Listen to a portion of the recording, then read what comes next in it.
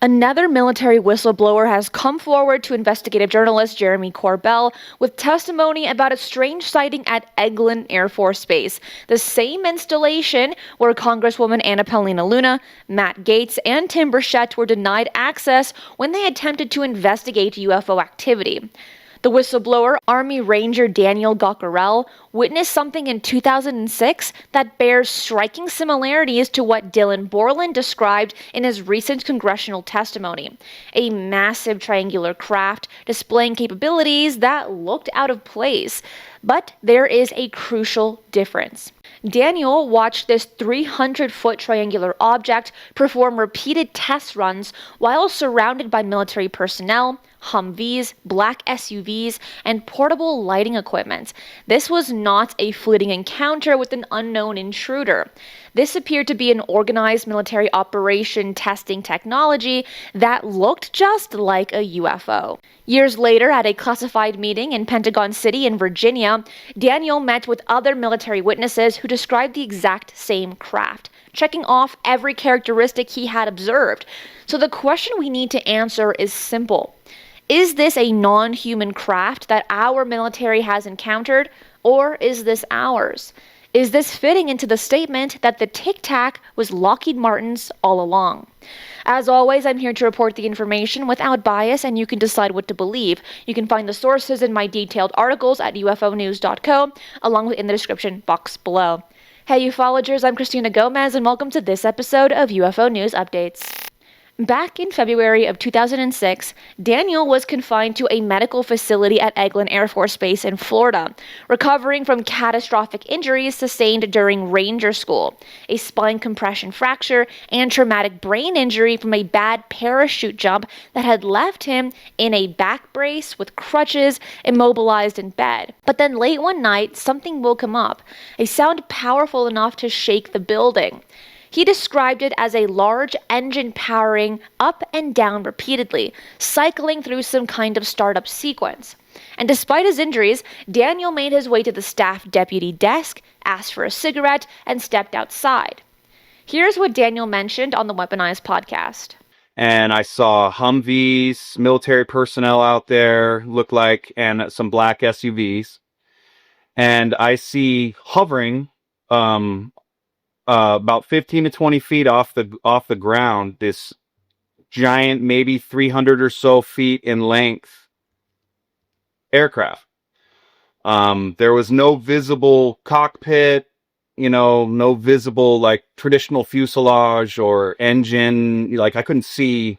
It goes straight up, and when I say hover, I don't mean in a traditional sense. So when you think about any fixed wing aircraft, any bird that we have known to man right now, even a rotary bird, it oscillates when it hovers. This just goes straight up and it's dead quiet. Nothing, not a sound. I could hear the buzzing from the generator lights. When he stepped outside, he immediately noticed unusual activity in an open field that appeared to be a drop zone. High-mass portable generator lights, the kind used for highway construction, illuminated a structure perimeter with military personnel, Humvees, and black SUVs surrounding something very strange. The absence of oscillation represents a fundamental violation of conventional aerospace engineering. Every aircraft humanity has ever built that we know of, from helicopters to the most advanced VTOL fighters, exhibits instability when hovering.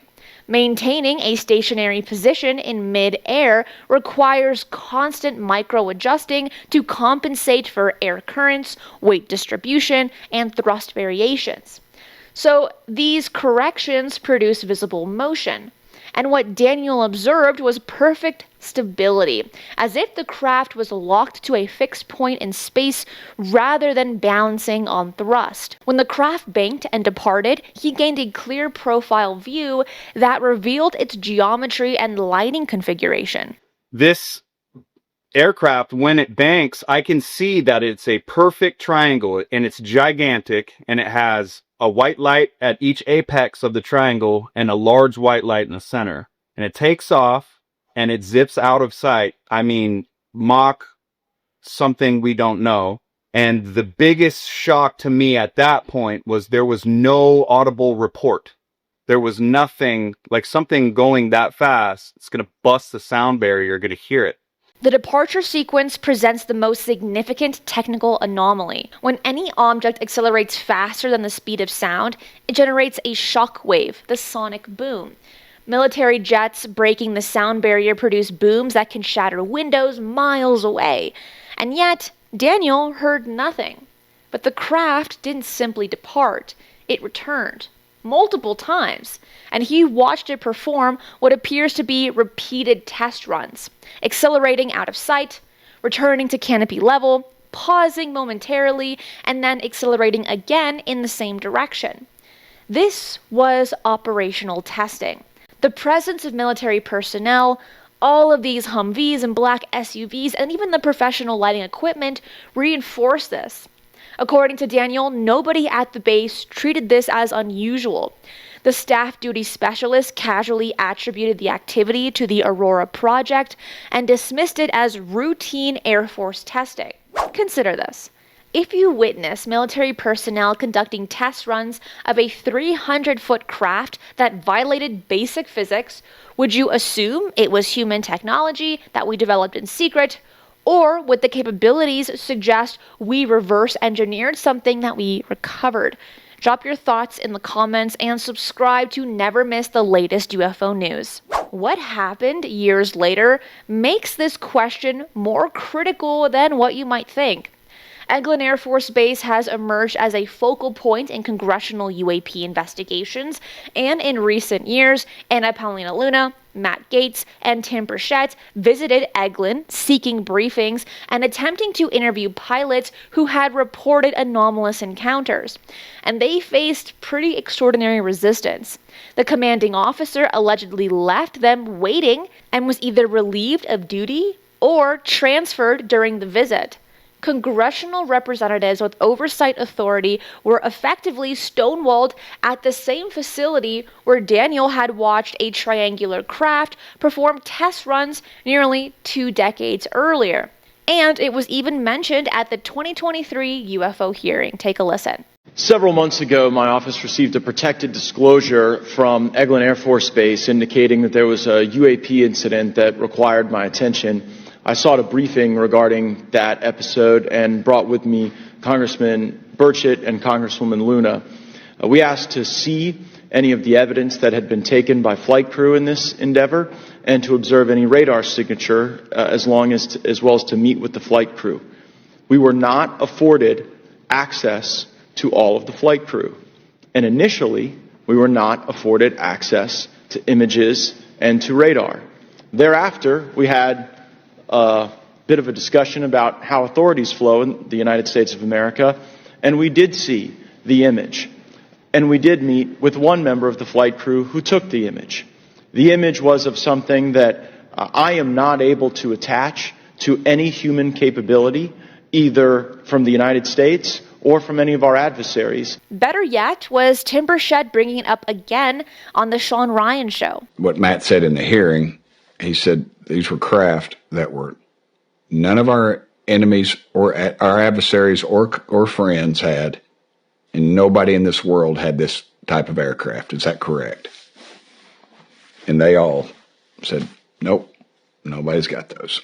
Unanimously, without hesitation? Without hesitation. Just went down the line. And I'm not sure if he asked that anyway, but that led up to all that, which I thought was I don't know if magnificent's the right word, but it was, you don't ask a question unless you know the answer. This is not a coincidence.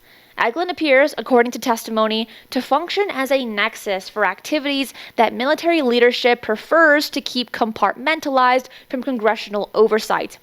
The fact that elected officials with congressional authority to oversee military programs were prevented from accessing information at the same base where this craft was openly tested back in 2006 suggests layers of classification that extend beyond standard special access programs. The craft's behavior during the observation period suggests controlled operational testing rather than random appearance. I watch this as I'm smoking my cigarette, seemingly do several touch and goes, but it doesn't go down at that little drop zone that it took off. It just comes back, stays there for a second, couple seconds, and then takes off again.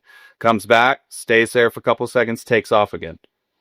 And at that point, I grew bored of it, and I was impressed, obviously. But I'm like, okay, this is our military testing some awesome technology. And, you know, again, this isn't my wheelhouse, so I'm not really realizing that this is some sort of 0 point energy or something that we've never seen before. Daniel never signed a non-disclosure agreement, an NDA.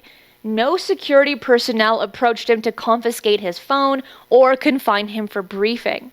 The absence of official response in itself is either relieving or alarming, depending on who you ask. If the craft represented classified technology that civilians should not observe, standard security protocols would mandate immediate containment measures.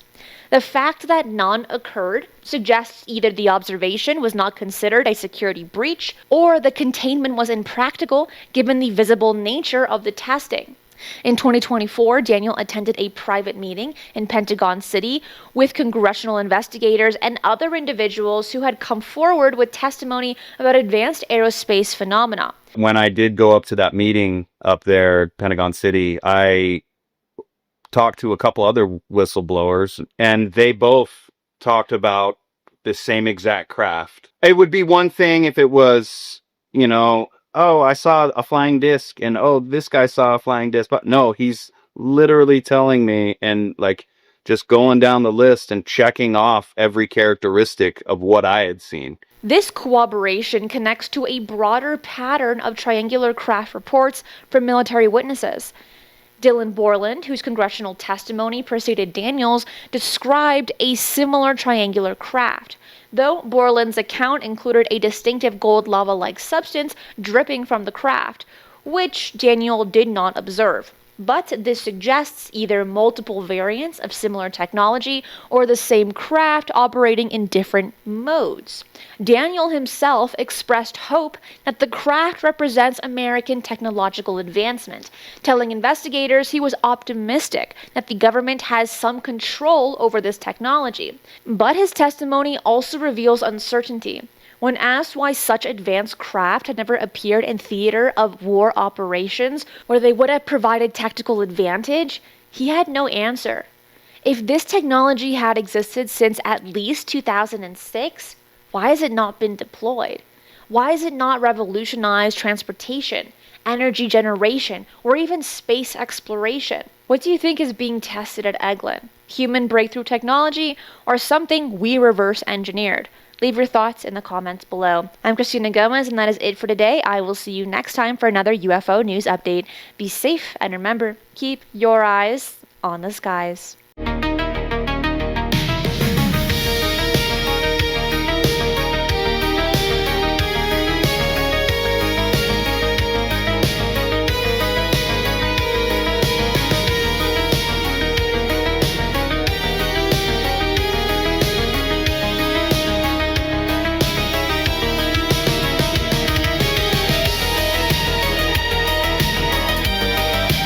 If you enjoyed today's show, hit that like button. And if you're not subscribed, what are you waiting for? Hit the notification bell as I do daily UFO news and updates. Fresh UAP stories, government disclosures, and breaking developments land here every single day.